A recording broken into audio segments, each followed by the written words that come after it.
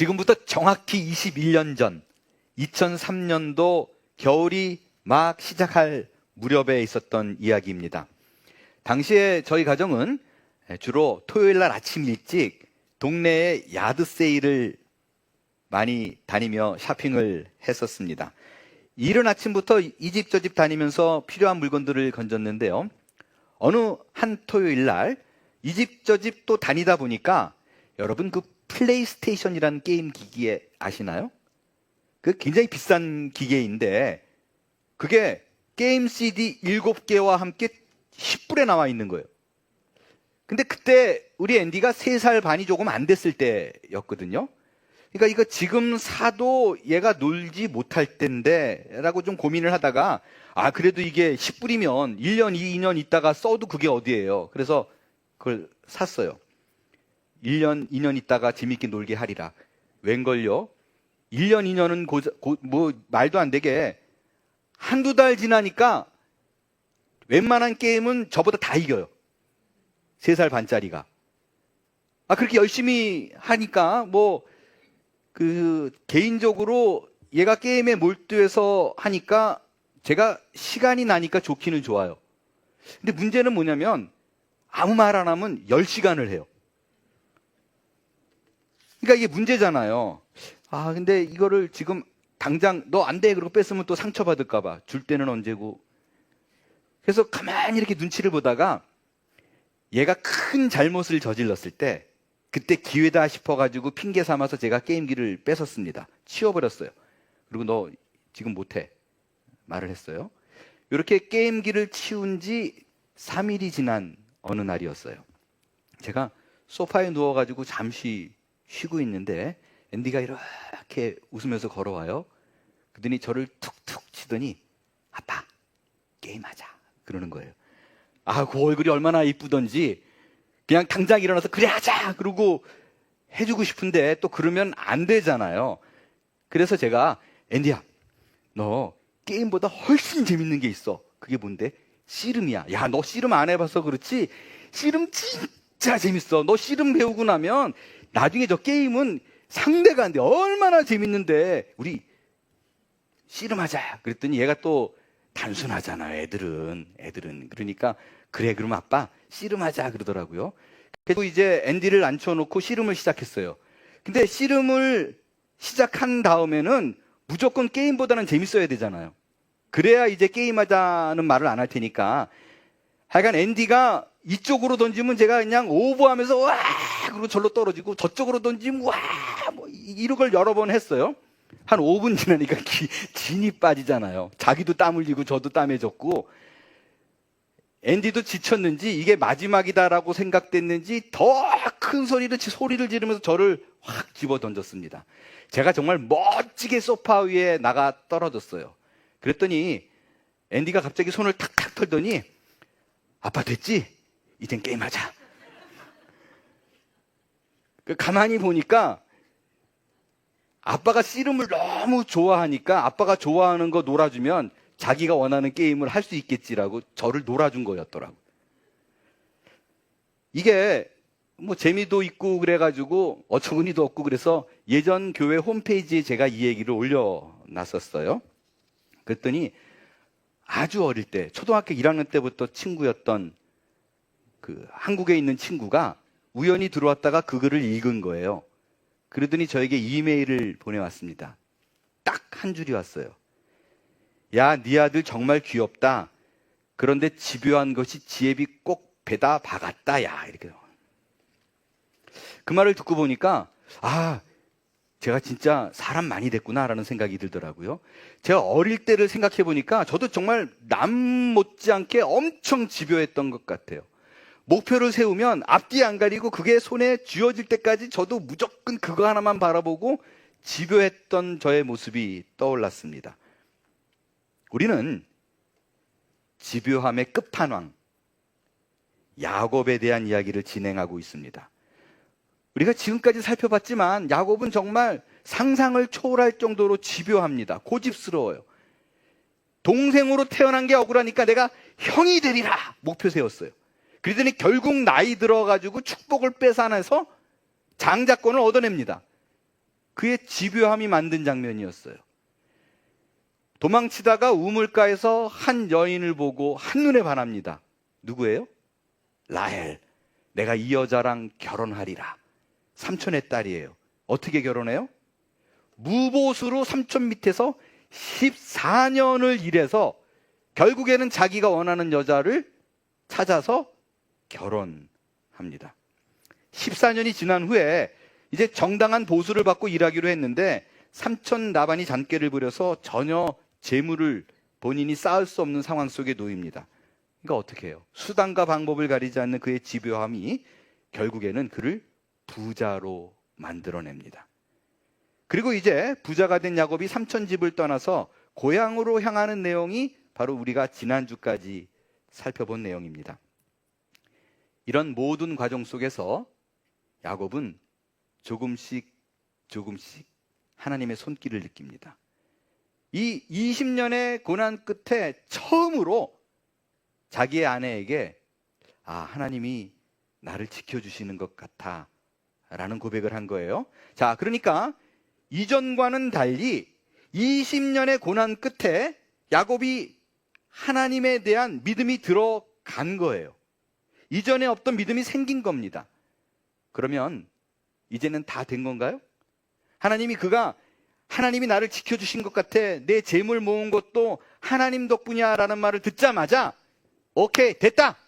합격, 패스. 그러셨을까요? 그렇지 않다라는 것입니다. 여러분, 온전한 믿음이라는 것은요, 반드시 두 가지 고백이 따라와야 됩니다. 첫 번째는 삼위일체 하나님이 나의 구원자이다, 세이비어다 라는 고백이 있어야 돼요. 두 번째는 내 인생의 주인이 내가 아니라 그가 주인이다. 이 두 가지 고백이 있어야 완전한 믿음입니다. 이 둘 중에 하나만 빠져도 온전한 신앙이 아닌 거예요. 근데 지금 야곱의 상태는 여러 가지 상황을 두고 보니까 하나님이 진짜 놀라운 신이고 내 인생을 붙들고 구원하시는 분이구나 라는 걸 알아요. 그러나 두 번째는 아직 아니에요. 여전히 내 인생의 주인은 나입니다.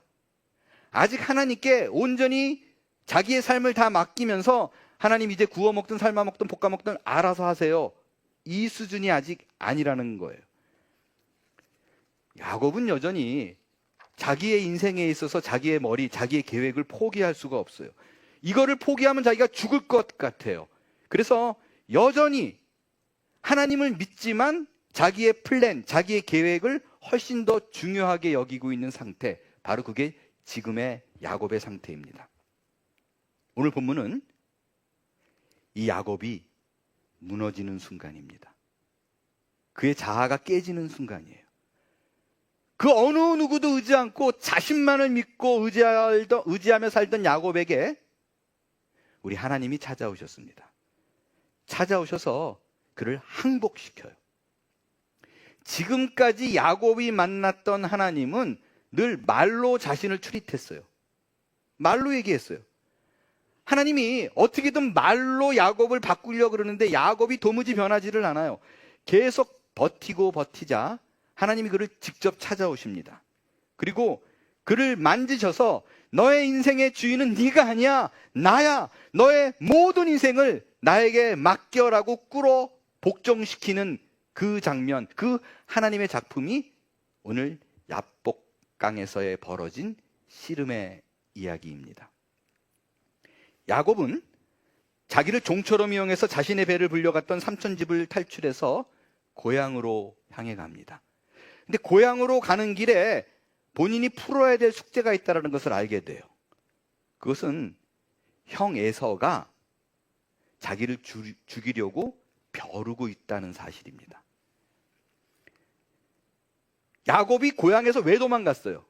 형을 속이고 사기를 쳐가지고 장자권을 받아냈기 때문에 형이 그것에 분해가지고 내가 이 야곱을 반드시 죽이리라 라는 거를 듣고 도망간 거예요. 근데 20년의 시간이 지났어요. 이게 궁금한 거예요. 20년 동안 과연 형이 변했을까? 형이 변했으면 자기가 두려워할 필요가 없어요. 그래서 형이 변했는지 안 변했는지가 너무 궁금하니까 섣불리 고향에 가지 않고 먼저 자기의 종들을 먼저 형에게 보냅니다. 가가지고 내 형 에서의 상태를 좀 알아봐. 그러고 보내요. 근데 재밌는 게요. 그 종들을 보낼 때 내 형을 만나면 그러면 되잖아요. 근데 뭐라 그러냐면 내 주를 만나면 그래요. 그러니까 가만히 있었으면, 사기를 안 쳤으면 그래도 동생 대우라도 받죠. 사기치고 도망와가지고는 또 떳떳하게 형이라고, 아우 이런 말도 못해요. 내 주님이라고 얘기해요. 뭐라고까지 얘기하느냐? 가가지고 그렇게 얘기해. 주의 종 야곱이. 동생도 아니라 이제는 종으로 자신을 얘기합니다. 종들이 가가지고 얘기해요. 당신의 동생이었던 자가 주님 걸으면서 이제 오고 있습니다. 그렇게 얘기하니까 원래 계획은 종이 가서 이렇게 얘기를 하면 형이 감동해가지고 뭐 이러든지 아니면 어떤 반응이 그래도 화를 내든지 이거를 생각했는데, 형이 어떻게 반응하냐면 이 얘기를 듣고 벌떡 일어나가지고 그래? 그러더니 400명의 자객을 모읍니다. 그리고 야곱을 죽이러 치러 와요. 이건 너무 아니잖아요. 화가 여전히 났다 그러면 도망가는데 자객을 끌고 400명을 동원해서 온다는 얘기를 듣고 야곱이 사색이 됩니다. 아주 어쩔 줄 몰라 해요. 야곱이 어떻게 했을까요? 꾀돌이잖아요. 이번에도 꾀를 내요. 어떤 꾀를 내냐면 형의 그 화를 누그러뜨리기 위해서 뇌물 작전을 씁니다. 자기 종을 시켜가지고 형에게 뇌물을 보내요. 근데 여기도 꾀를 써요. 먼저 이 자기가 갖고 있던 이 가축, 짐승의 떼를 5개로 나눠요. 맨 처음에 양 200마리를 보내요. 그 다음에 염소 200마리를 또 그 뒤에 이어서 보내요. 그 다음에 낙타, 소, 나귀 5대로 나눠서 보내요. 몇 마리를요? 550마리. 그러니까 이런 거죠. 형이 처음에 짐승떼가 200마리 딱 오고 풀어지면 나머지는 거두면 돼요. 그죠? 안 풀어줘도 계속해서 잽 200마리 오고 200마리 오고 낙타 오고 소 오고 계속 5번 오면 형이 좀 풀어지지 않을까. 그러니까 보통 수가 넘어요. 한 번에 550마리 안 줘요. 나눠서 이렇게 주지. 그래도 불안해요. 그래서 어떤 수를 또 쓰냐면 자기의 가족도 4그룹으로 나눕니다. 첫 그룹을 보낼 때는 그 부인이 4명 있었잖아요. 근데 2명은 원래 종이었었어요. 그 종이었던 부인과 그의 자녀들을 앞에 보내요. 그리고 그 뒤에는 레아와 그의 자녀들, 그리고 그 뒤에는 자기가 사랑하는 라헬과 요셉. 그때는 아직 베냐민이 태어나기 전이에요. 그리고 맨 뒤에 자기 혼자 남습니다. 그러니까 반응을 계속 지켜보려고 그러는 거예요. 이렇게 다 보내고 혼자 있는데 그래도 마음이 편하지 않아요.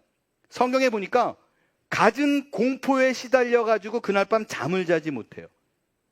너무너무 공포스러우니까 어떤 반응을 보이느냐?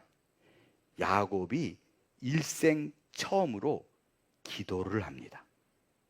여러분, 지금 야곱이 기도를 하는 게 이게 보통 장면이 아닌 게, 물론 그전에도요, 하나님과 야곱이 대화를 나눈 적은 있어요. 근데 그 대화의 주체는 주로 하나님이었어요. 하나님이 계속 말하는 거예요. 약속하고 또 명령해가지고 하란을 떠나라, 이런 거였고, 야곱은 듣다가 소극적으로 머리를 써서 그나마 조건적인 서원을 한 거, 이런 일밖에 없어요. 그러니까 그 전에는 야곱이 단 한 번도 하나님께 아쉬운 소리를 한 적 없어요. 뭘 도와달라고 말한 적이 없어요. 왜? 내가 할 수 있어요. 나는 능력이 있는 사람이고 내가 얼마나 플랜을 잘 짜는 사람인데, 그래서 하나님께 한 번도 아쉬운 소리를 한 적이 없어요. 근데 이번엔 달라요. 하나님께 살려달라고 예언하고 있습니다. 그의 일생에 처음으로 하는 간구예요. 여러분, 이게 야곱이 달라진 점이에요. 언제나 내 인생은 내가 개척하리라고 살았던 야곱, 내가 모든 것을 핸들할 수 있다고 믿으며 살았던 야곱이 정작 자기의 목숨이 오가는 상황이 오니까 달라집니다. 견디지 못해요.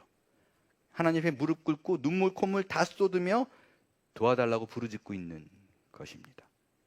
여러분, 이건 정말 야곱의 인생에 처음 있는 거예요. 늘 자기였어요. 놀라운 변화입니다. 하나님께서 야곱이 한 그 첫 기도, 나를 도와주세요, 나를 살려주세요 라고 말한 그 기도에 응답하십니다. 근데 어떻게 응답하는가? 그에게 씨름을 걸어와요. 이게 유명한 야복강에서의 씨름입니다. 여러분, 이 부분에 대한 얘기는 여러분이 지금까지 많이 들어서 알고 있을 거예요. 대부분의 많은 경우에 야곱이 하나님과 씨름한 것을요, 야곱의 기도라고 얘기를 합니다. 야곱이 하나님께 붙들고 늘어진 기도를 했다. 또 다른 거는 이 야복강의 씨름, 그 야곱이 기도한 후에 야곱이 온전히 변화된 사람으로 바뀌었다라고 얘기를 합니다. 근데 저는 이 두 가지 다 동의를 안 해요. 물론 야곱이 변했어요. 근데 온전하게 변하지 않았어요. 그를 아직도 여전히 하나님을 주인이라고 인정하지 않아요. 여전히 자기가 주인이지. 성경 잘 보세요. 이게 야곱의 기도일 리가 없는 게요, 이 씨름의 시작을 누가 했어요? 하나님이 했어요. 야곱이 찾은 게 아니에요. 하나님이 느닷없이 치고 들어왔어요. 그래서 그에게 씨름을 걸기 시작했어요. 그리고 하나님이 야곱을 꺾으려고 무단하게 노력한 거예요. 이게 야곱의 기도일 수가 없잖아요. 하나님이 야곱에게 뭔가를 하고 있어요. 근데 순종하지 않아요. 계속 버팅겨요. 그러니까 이게 야곱이 상상 이상으로 자기 고집이 강한 사람이에요.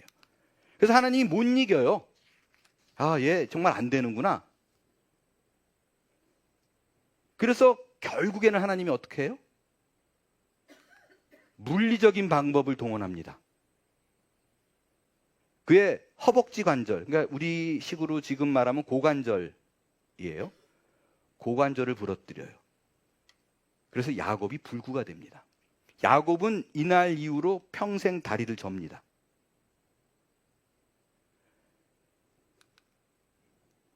야곱이 더 이상 자기 혼자 힘으로는 살아갈 수가 없어요. 지금까지는 육신이 멀쩡했으니까 하나님 나 안 도와줘도 돼요. 내가 다 할 수 있어요. 근데 정작 목숨이 오고 하는 상황이고 형이 나를 죽이려는 상황인데 몸이 불구가 됐어요. 혼자 힘으로 살아갈 수 없는 상태가 됩니다. 그래서 그때야 비로소 하나님을 붙잡습니다. 하나님, 나를 축복하지 않으면 내가 보낼 수 없어요. 죽어도 못 보내. 여러분, 야곱의 전생에는 이 싸움입니다.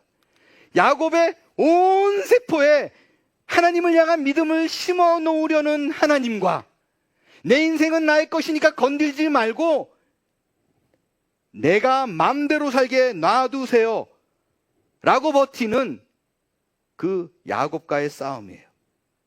그 싸움에 드디어 야곱이 처음 입을 열어서 하나님 앞에 항복한 거예요. 여러분, 이 씨름 전의 상황을 한번 생각해 보세요. 분명히 야곱은 하나님께 기도했어요. 하나님 나를 도와주세요. 나 겁나 죽겠어요 라고 기도했어요. 자, 근데 이 기도는요, 어떤 내용이냐면, 하나님, 내가 플랜이 있어요. 나는 정말 형을 감동시킬 멋진 플랜이 있어요.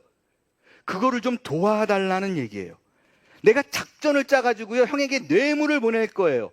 그러니까 하나님이 하실 일이 있어요. 하나님은 그저 내가 뇌물을 보내는 그 플랜을 짜가지고 진행을 할 테니까 에서만 감동시켜주세요. 그게 하나님이 할 일이에요. 나머지는 내가 다 알아서 할게요. 할 수 있어요. 하나님, 이건 내가 다 짜놓은 거니까 에서를 도와주시는 게, 에서의 마음을 변하는 게 마음에 안 들면 그냥 방해나 하지 마세요. 이거였었어요. 그런 의미로 기도한 거예요. 그게 하나님께 도와달라는 거예요. 그런데 이 기도 끝에 뜻밖의 하나님이 찾아왔어요. 그리고는 전혀 예상하지 못하게 나는 내 플랜대로 진행하면 되는데 자기의 몸을 망가뜨려요. 그래서 이제는 자기 플랜이고 뭐고 간에 하나님밖에 의지할 수 없는 상태가 돼버립니다. 보세요. 야곱이 짠 플랜은요, 이거였어요. 성축 550마리를 보냈잖아요. 그게 사실은 자기 재산 전부가 아니에요. 반이에요. 두 떼를 나눠서 이거 안 받고 치면 어떻게 할 생각이었냐면 도망갈 생각이었었어요. 형이 이 뇌물 안 받고 나를 그래도 죽이려고 온다 그러면 나머지 반을 챙겨서 내가 도망가리라. 이게 야곱의 계획이었었어요. 근데 이젠 그렇게도 못해요. 왜요? 고관절이 망가졌어요. 형이 치려고 죽이려고 오면 도망갈 수가 없는 상태가 됐어요. 꼼짝없이 죽을 수밖에 없는 상태가 돼버린 거예요. 지금 이 상황은요, 야곱의 계획이 없던 거예요. 자기가 기대했던 상황이 아니에요. 야곱은 도망 전문가인데 자기가 제일 잘하는 걸 못하게 됐어요. 정말 하나님이 하시는 일은 이해가 안 돼요. 아니, 너무 근사한 계획이 있잖아요. 그거를 밀어주지 않고 왜 나를 이렇게 절망의 끝자락으로 몰아두시는 거예요? 왜 하나님이 그를 이렇게 극단적인 상황으로 몰아가셨을까? 그거에 대한 답은요, 야곱과 에서가 만나는 장면을 보면 해석이 됩니다. 이때 하나님을 만난 이후의 야곱의 모습을 보면, 고관절이 부러진 상태의 야곱의 모습을 보면 또 변했어요.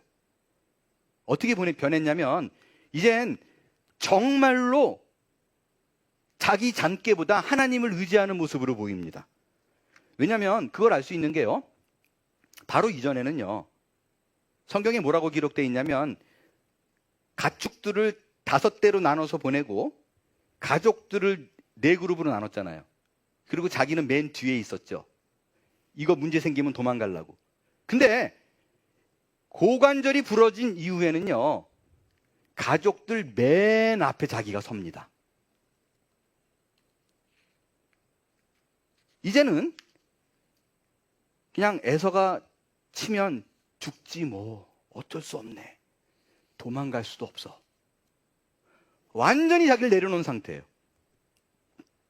그리고 형 에서를 만날 때 절을 하는데, 아이고 형님 그러고 절을 하면 되잖아요. 7번 절을 해요.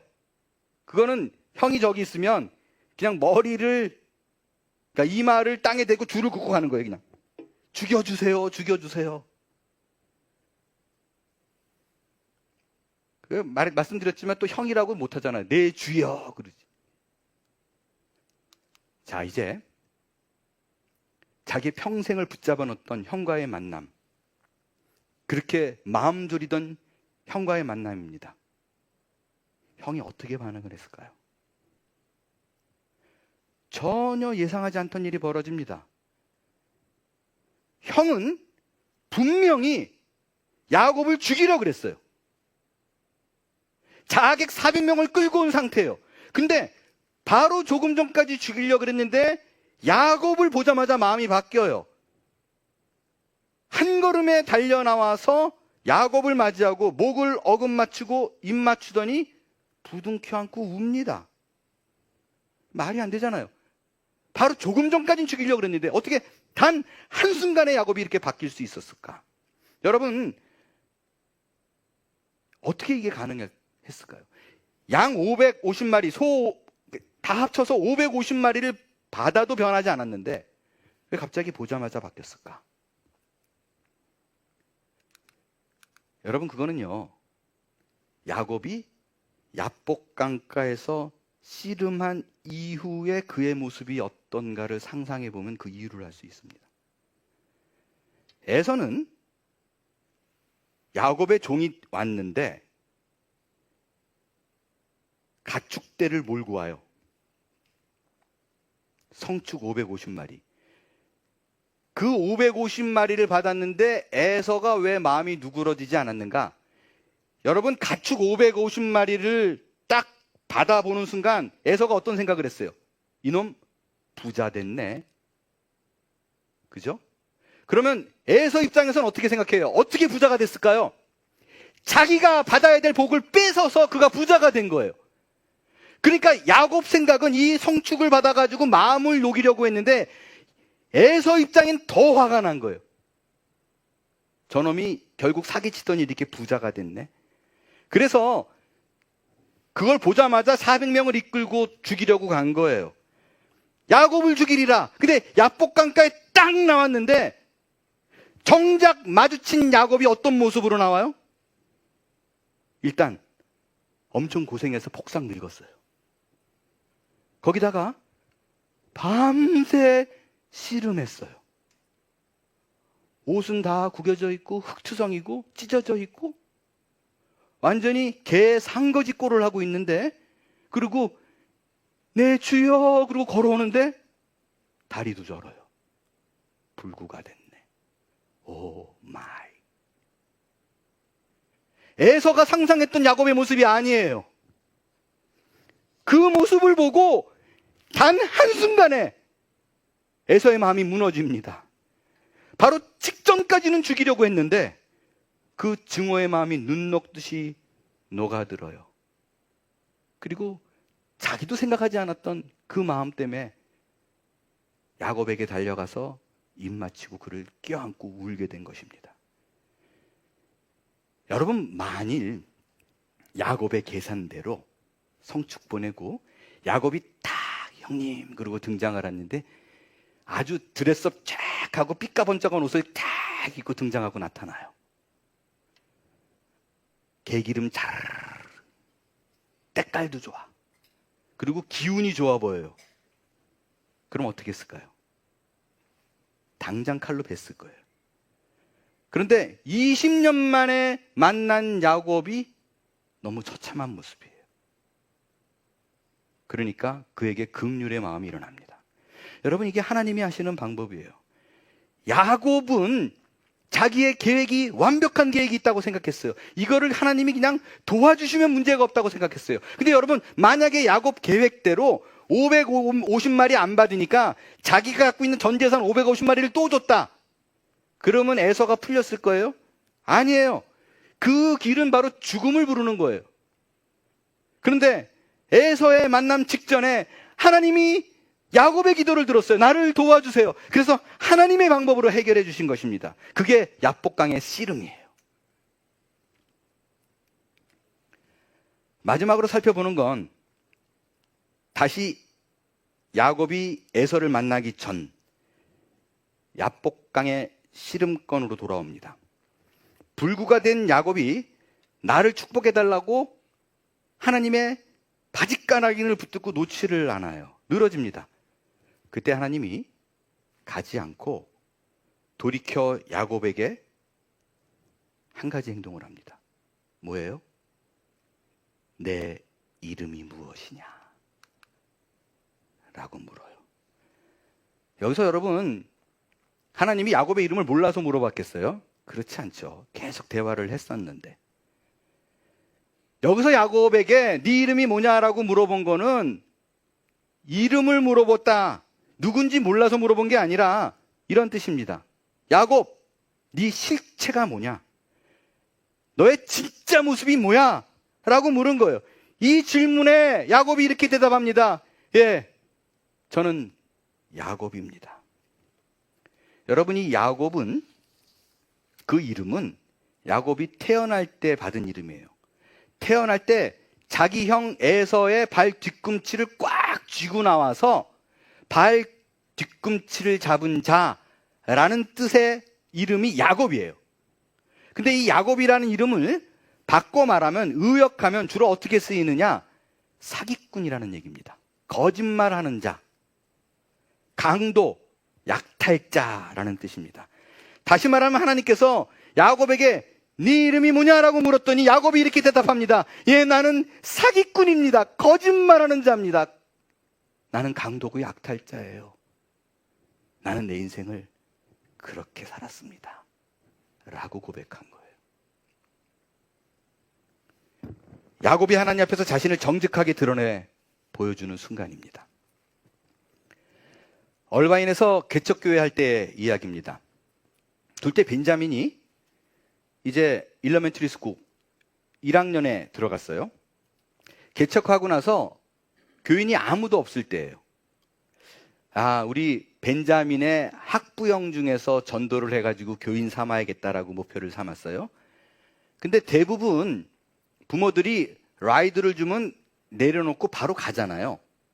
엄마가 내려놓든지 아빠가 출근하면서 내려놓든지 그렇게 가요. 근데 한 가정이 유독 꼭 부부가 와요. 그리고 빨리 안 가요.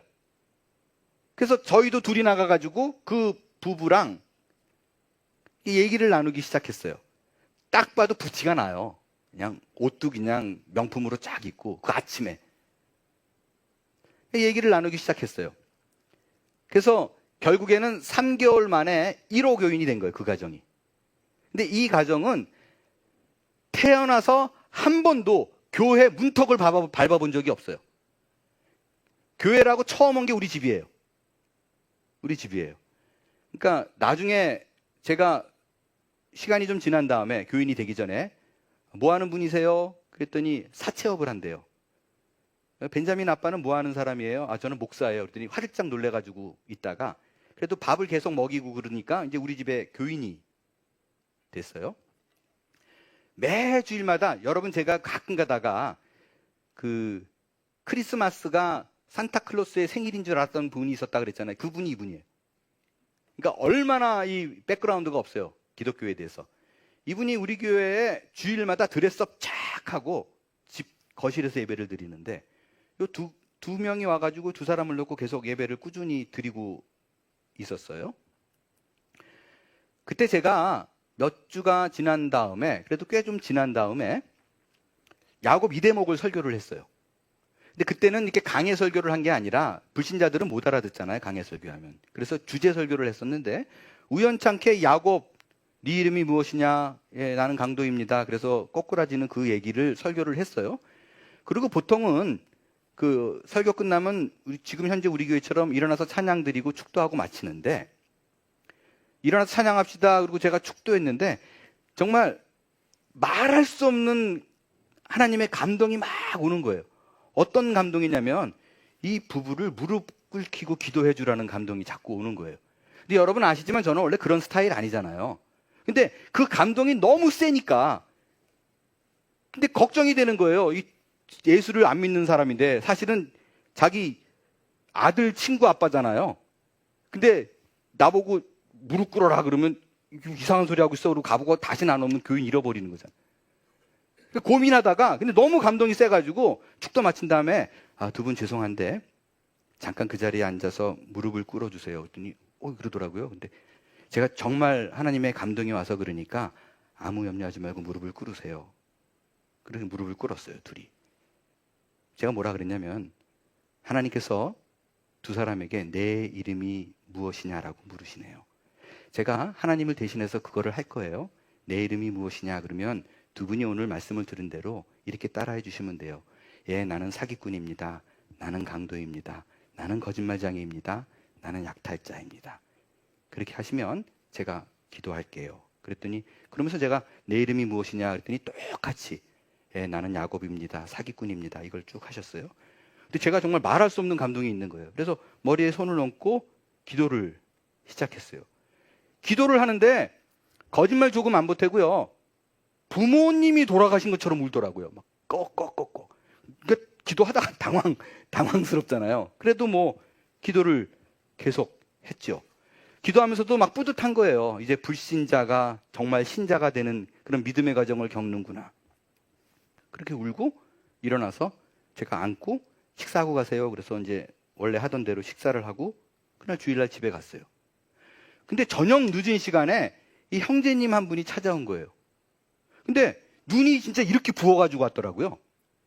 목사님 그러는데 들어와가지고 저를 안고 30분은 좋기 그랬던 것 같은데 계속 우는 거예요. 그러면서 목사님 감사합니다. 목사님 감사한다. 근데 뭐가 감사한지 모르잖아요. 그러니까 뭔데요? 근데 얘기는 안 해요. 그냥 울면서 목사님 감사합니다. 목사님 감사합니다. 이렇게 30분 울고 돌아가셨어요. 그 뒤 몇 주가 지난 그래도 좀 지난 후에요. 이 두 분들이 갑자기 한국으로 가게 됐다는 거예요. 이유를 물어보니까 무슨 얘기를 하는데 잘 동의는 안 돼요. 근데 한국에 이제 가게 됐다고. 교인 딱 한 가정 있는데. 근데 안 보내줄 수는 없잖아요. 축복하고 보내드렸어요. 그리고 몇 주가 지난 어느 날, 이 형제님의 여동생이 LA 살고 있었는데 전화가 왔어요. 지금 보재요. 그래가지고 만났어요. 근데 저희 오빠에 대해서 좀 아세요? 그러더라고요. 무슨 얘기냐고. 그랬더니 그 오빠와 그 언니, 그 부부가 지금 쓰고 있는 이름이 본래 자기 이름이 아니래요. 가짜 이름이래요. 그리고 오래전에 한국에서 5억을 사기치고 들어와서 불법 체류자로 지금까지 살았대요. 근데 어느 날 예배 중에 갑자기 제가 네 이름이 무엇이냐 라고 물으니까 화들짝 놀란 거예요. 그리고 따라하라는 말이 나는 사기꾼입니다. 그러니까 이 친구가 거기서 무너지면서 뭐가 있다. 그리고 자기의 지난 과거가 떠오르면서 저는 사실 하나님이 시켜서 했는데 목사님은 나를 다 알아 이렇게 된 거예요. 그러니까 이제 저를 보기도 이제 계속 눈치가 보이는 거예요. 이 사기꾼이 계속. 그래서 한국에 나간 거예요. 여러분 근데 한국에 나가면 사기친 사람이 들어오면 한국에서 살면 공소시효가 있어가지고 시간이 지나면 없어지지만 외국에 떠나면 기소유예가 돼요. 그래서 어떻게 돼요? 공항에 도착하자마자 감옥에 갔어요. 그 길로. 알고 떠났대요. 그러니까 진짜 회개한 거예요. 진짜 본인이 죄인이라고 인정하고 죄값을 치러야 된다라고 생각하고 간 거라는 거예요. 얼마나 제가 놀랬겠어요. 그 뒤로 몇 년이 생각을 해보니까 이분들이 마지막에 헌금을 많이 하고 갔거든요. 근데 그 봉투에는 다른 이름이 적혀 있었어요. 자기 이름 적은 거예요. 진짜 이름. 그러니까 회개했어요. 이분들이 한국 가가지고 몇 년 있다가 그 남자분이 전화가 왔어요. 출소했다고. 지금 어느 교회 다녀요? 그랬더니 분당 지구촌 교회 다닌대요.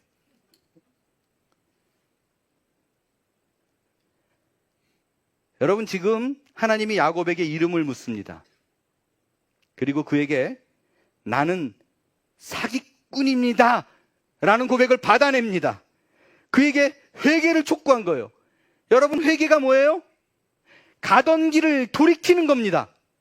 여러분 가다가 이거 내가 잘못했구나 라고 느끼는 건 회개가 아니에요. 반드시 회개는 가던 길을 돌이켜서 하나님이 원하시는 그 방향으로 걸어가는 것이 회개입니다. 방향을 바꿔야 돼요. 하나님은 야곱에게 지금까지 자기 머리로, 자기 생각으로, 자기 꾀로 살던 그 모습에서 돌이키기를 원합니다. 이제는 네 머리가 아니라, 네 인생이 아니라 너의 인생은 하나님이 주인이라는 사실을 인정하고 하나님을 향해서 바꿔라 라는 것을 촉구했던 것이고, 이것에 대해 반응한 것이 저는 야곱입니다 라는 거예요. 여러분, 하나님은 그의 선택된 백성을 자기 맘대로 살게 두지 않습니다. 찾아오셔서 그에게 변화를 요구합니다. 이제는 너를 믿고 사는 것이 아니라 다 내려놓고 하나님만 믿어보는, 하나님만 바라보는 방향을 전환하는 삶을 요구하고 계신 거예요. 당신의 자녀에게는 반드시 그 항복을 받아내십니다. 이것이 야곱을 통해서 우리가 보는 신자가 걸어야 될 길입니다. 야곱은 이 야복강에서 꼬꾸라져요. 그리고 하나님 앞에 항복해요. 여러분 지금 잘 보세요. 야곱은 태어나면서부터 형의 발 뒤꿈치를 붙들고 늘어져요. 근데 지금 보세요. 하나님이 치는 상황이 왔는데도요, 그 기질이 변하지 않아요. 변함없이 붙들고 늘어집니다. 변함없이 하나님을 붙들고 늘어져요. 여러분, 인간의 타고난 기질 변하지 않아요. 기대하지 마세요. 야곱 보세요. 하나도 안 변해요. 그의 기질이 그대로 살아있습니다. 근데 여러분, 그가 변한 게 있어요. 어떤 부분이 변했어요? 붙들고 늘어지는 건 똑같은데 붙드는 대상이 바뀌었습니다. 예전에는 자기의 계획, 자기의 뜻, 자기의 의지를 붙들고 이루려고 노력했다면 이제는 그의 대상이 하나님입니다. 이제 얄팍한 잔깨가 아니라 하나님을 붙잡고 있습니다. 여러분도 그럴 수 있기를 바랍니다. 우리는 변화를 싫어해요. 하나님이 나를 만지는 거 두려워해요. 거부합니다. 괜히 나를 만지면 무슨 일이 벌어질 것 같아요. 그래서 안 건드렸으면 좋겠어요. 내가 갖고 있는 걸 막 뺏어갈 것 같은, 내가 이제는 마음대로 하고 싶은 걸 못 살 것 같아요. 아닙니다, 여러분. 그렇지 않습니다. 하나님이 원하는 거는 방향이에요. 여러분의 인생의 방향입니다. 지금까지 내가 원하던 거, 내가 생각했던 거, 나의 계획과 플랜을 의지했다면 방향을 바꿔서 이제는 내 인생의 목표가 하나님이에요. 그러면 됩니다. 하나님이 원하시는 거는 뭐 다 때려부시고 여러분의 모든 삶을 변화시켜라가 아니라 방향의 전환을 요청하고 있는 것입니다. 그것 외에 다른 것 없습니다. 야곱은 이때 하나님을 깊이 만나요. 그리고 인생의 주인을 이제는 너무도 분명하게 자신이 아닌 하나님으로 그 대상을 정하고 그 길을 걸어갑니다. 자, 그러면 그의 이후로 그가 완전히 다른 사람이 되었는가? 그렇지 않다라는 것입니다. 여러분, 그렇게 쉽게 바뀌면 야곱이 아니죠. 과연 그 믿음의 고백, 철저하게 나의 주인은 하나님이십니다라고 고백한 그 이후에 그가 어떻게 변했는가? To be continue. 다음 주에 살펴볼 거예요. 이제 이곳에 있는 우리 모두는 야곱처럼 이런 인생의 길로 초대받은 사람이라는 걸 기억하십시다. 그리고 야곱을 만지신 하나님이 오늘도 나를 만져주세요라는 고백을 끊임없이 하는 한 주간이 다 될 수 있기를 바랍니다. 일어나 찬양하겠어요.